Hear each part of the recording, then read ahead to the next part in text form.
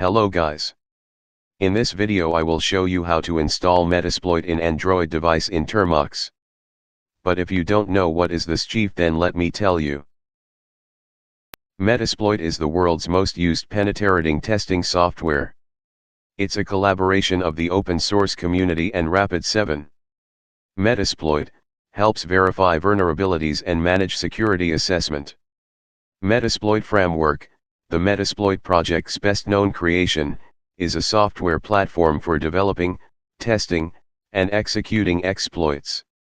It can be used to create security testing tools and exploit modules, and also as a penetration testing system. It was originally created as a portable network tool in 2003 by H.D. Moore.